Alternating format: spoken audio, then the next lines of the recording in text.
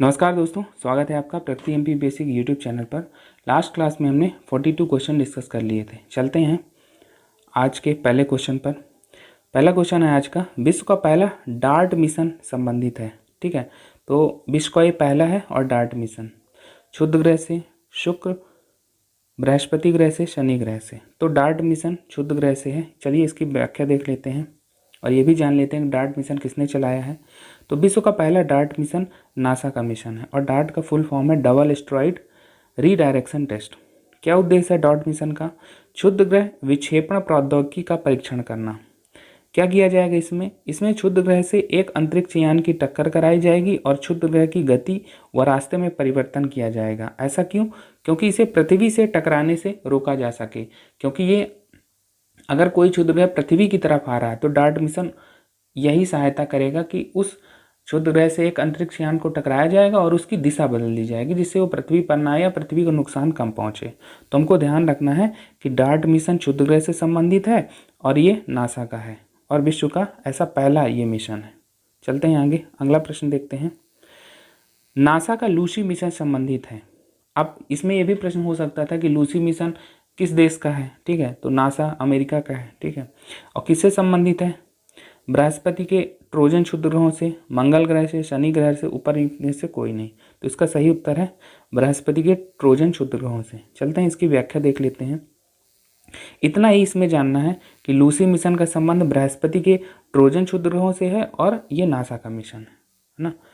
क्योंकि हमारी परीक्षा के देश हैं जो महत्वपूर्ण हम उतना ही इसमें डिस्कस करेंगे। चलते हैं आगे, अगला प्रश्न है, गिन्नी या इंजेन्युटी है हेलीकॉप्टर, उपग्रह, ग्रह, इनमें से कोई नहीं। तो इसका उत्तर है सही हेलीकॉप्टर है। चलते हैं बात करते हैं इसकी व्याख्या की। तो नासा ने मंगल ग्रह पर मिनी हेलीकॉप्टर उड़ाया जिसका नाम है गिन्नी या इंजेन्युटी। ये कब की बात है? जब नासा का परसीवरेंस रोवर मंगल ग्रह पर गया था। ठीक है, तभी की बात है। तो जो यहाँ पर प्रश्न पूछा गया है कि गिन्नी या इंजेन्युटी क्या है, तो ये मिनी हेलीकॉप्टर है, ये ध्यान रखना है और ये मंगल ग्रह पर नासा द्वारा उड़ाया गया। चलते हैं आगे, अगला प्रश्न डिस्कस कर लेते हैं। नासा के परसीवरेंस रोवर का संबंध है मंगल ग्रह से, शुक्र, बृहस्पति, शनि। इसका उत्तर हमने अभी ही बता दिया है कि नासा का जो परसीवरेंस रोवर है वो मंगल ग्रह से संबंधित है। ठीक है, बस इसमें इतना ही जानना है। ठीक, और एक इन्फॉर्मेशन इसमें है कि नासा का जो परसीवरेंस रोवर है वो मंगल ग्रह के जेजेरो क्रैटर पर उतरा। तो अगर पूछा जाएगा कि जेजेरो क्रैटर किस ग्रह में है तो आपको ये पता होना चाहिए कि मंगल ग्रह में है। ठीक, आगे चलते हैं, अगला प्रश्न देख लेते हैं। अब एमपीपीएससी पिछले 2020 से कथन और निष्कर्ष वाले प्रश्न पूछ रही है, तो उसी तरह की हमने कोशिश एक की है। देखते हैं, पहला कथन है, ध्यान से पढ़ना है कि जीएसएलवी F10 मिशन, जिसे EOS-3 मतलब अर्थ ऑब्जर्वेशनल सैटेलाइट कहा जाता है, इसरो द्वारा सफलतापूर्वक परीक्षण नहीं किया जा सकता। मतलब ये मिशन फेल हो गया, कहने का आशय ये। दूसरा स्टेटमेंट है, यह कथन है कि स्वदेशी रूप से निर्मित RH-560 साउंडिंग रॉकेट का सफल परीक्षण किया गया। ठीक है, अब हम विकल्प देख लेते हैं। विकल्प है, केवल कथन 1 सही है, केवल कथन 2 सही है, 1 और 2 दोनों सही है और 1, 2 दोनों गलत है। पूछा क्या जा रहा है? पहले में पूछा जा रहा है कि GSLV F10 मिशन फेल हो गया है, लॉन्च नहीं कर पाए इसको, और दूसरा साउंडिंग रॉकेट RH-560 ये सफल परीक्षण रहा। तो ये दोनों ट्रू स्टेटमेंट है, दोनों सही हैं। तुमको ध्यान रखना है कि जनरली इसरो के मिशन फेल नहीं होते, लेकिन ये हो गया है GSLV F10 मिशन जो कि अर्थ ऑब्जर्वेशन से रिलेटेड है, ये फेल हो गया है और ये साउंडिंग रॉकेट वाला सफल हो गया है, इसीलिए हमने यहाँ पर इसको रखा। तो ध्यान रखना है इन बातों को। चलते हैं आगे प्रश्न की ओर। अगला प्रश्न है कि भारतीय सेना ने जुलाई 2021 में जम्मू कश्मीर के बारामूला जिला और गुलमर्ग में स्थित सैन्य फायरिंग रेंज का नाम किस बॉलीवुड अभिनेत्री के नाम पर रखा है? विकल्प हैं, दीपिका पादुकोण, विद्या बालन, प्रियंका चोपड़ा, कंगना रनौत। ठीक है, तो इसका सही उत्तर है विद्या बालन। ठीक है, ऐसा क्यों किया गया है कि फिल्म में या बॉलीवुड के क्षेत्र में इनका जो योगदान है उसको सराहने के लिए ऐसा किया गया है। तो ये ध्यान रखना है कि किस फायरिंग रेंज का, जो कि गुलमर्ग बारामूला जिला जम्मू कश्मीर में स्थित है, उस फायरिंग रेंज का नाम रखा गया है। ठीक है, ये व्याख्या में आप देखिए।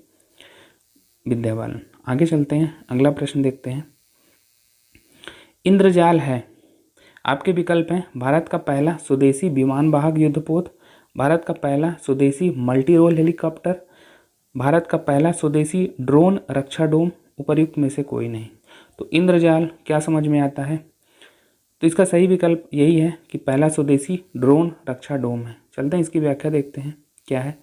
तो इंद्रजाल भारत का पहला स्वदेशी ड्रोन रक्षा डोम है।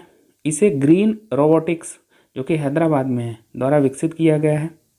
यह एक स्वायत्त रक्षा हथियार प्रणाली है जो आर्टिफिशियल इंटेलिजेंस और रोबोटिक्स जैसे तकनीकों का प्रयोग करके विभिन्न खतरों जैसे हवाई खतरों आदि से सुरक्षा करने में सक्षम है। तो ध्यान रखना है कि ये ड्रोन से रक्षा करेगा।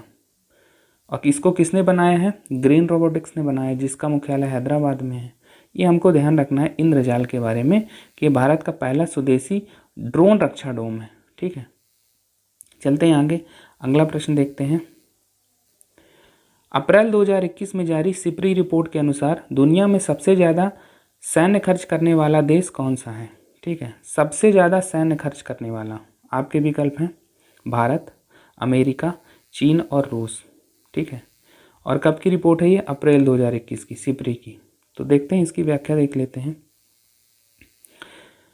सिपरी क्या मतलब है? Stockholm International Peace Research Institute, और इसका मुख्यालय स्वीडन में है और एक थिंक टैंक है। और इसकी रिपोर्ट है जिसका शीर्षक है सैन्य व्यय डाटाबेस। इसके अनुसार दुनिया में सबसे ज़्यादा सैन्य खर्च करने वाले 5 देश कौन कौन से हैं? अमेरिका, चीन, भारत, रूस और यूके। और ये वैश्विक सैन्य खर्च का 62% वहन करते हैं।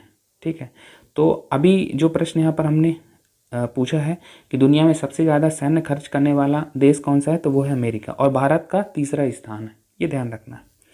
एक और सिपरी की रिपोर्ट है, उसमें हम देख लेते हैं कि सिपरी रिपोर्ट है जिसका शीर्षक है इंटरनेशनल आर्म्स ट्रांसफ़र 2020 में रुझान।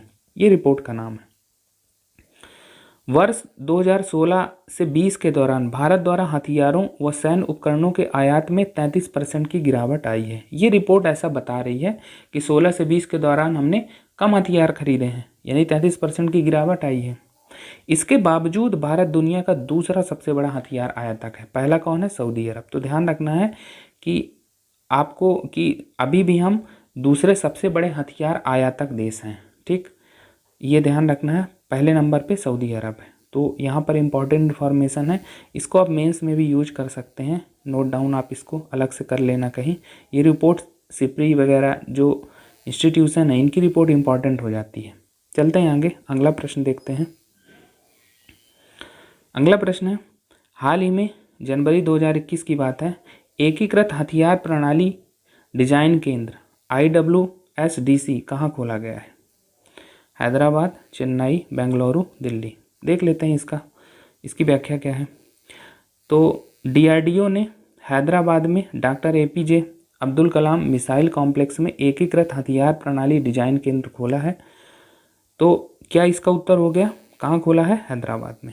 ठीक है, एकीकृत हथियार प्रणाली डिजाइन केंद्र किसने खोला है? DRDO ने खोला है। ठीक है, अब इसके बारे में जान लेते हैं कि ये जो मिसाइल कॉम्प्लेक्स है, ये जो एकीकृत हथियार प्रणाली डिजाइन केंद्र है, इसके बारे में। तो यह सुविधा जो होगी surface to air SAM missile और बैलिस्टिक मिसाइल डिफेंस BMD प्रणाली के लिए कमांड एवं कंट्रोल सिस्टम के डिज़ाइन और विकास में क्षमता बढ़ाएगी। तो ध्यान रखना है इसका क्या यूज़ है, किस लिए, क्या उद्देश्य से इसको खोला गया है। तो महत्वपूर्ण तो यही है कि ये केंद्र कहाँ है, ठीक है, किसने खोला है। और आज के अंतिम प्रश्न पे चलते हैं। लास्ट प्रश्न है असमी के बारे में। तो असमी के बारे में पूछा जा रहा है कि ये क्या है? भारत की पहली स्वदेशी मशीन पिस्टल, भारत की पहली स्वदेशी रॉकेट, भारत का पहला स्वदेशी हेलीकॉप्टर और उपर्युक्त में से कोई नहीं। तो असमी के बारे में पूछा जा रहा है। तो असमी भारत की पहली स्वदेशी मशीन पिस्टल है, ये हमको ध्यान रखना है। इसकी व्याख्या देख लेते हैं। असमी भारत की पहली स्वदेशी मशीन पिस्टल है जिसका विकास DRDO और भारतीय सेना ने मिलकर किया है। ठीक है, तो असमी के बारे में जानना है। तो इस प्रकार से आज भी हमने लगभग 10 क्वेश्चन डिस्कस किए जो हमारी परीक्षा के दृष्टि से महत्वपूर्ण है। काफ़ी इंपॉर्टेंट इन्फॉर्मेशन भी हमने आज डिस्कस की, जैसे सिपरी की रिपोर्ट हो गई और भी बहुत सारी चीज़ें। तो इस लेक्चर में फिलहाल इतना ही। धन्यवाद।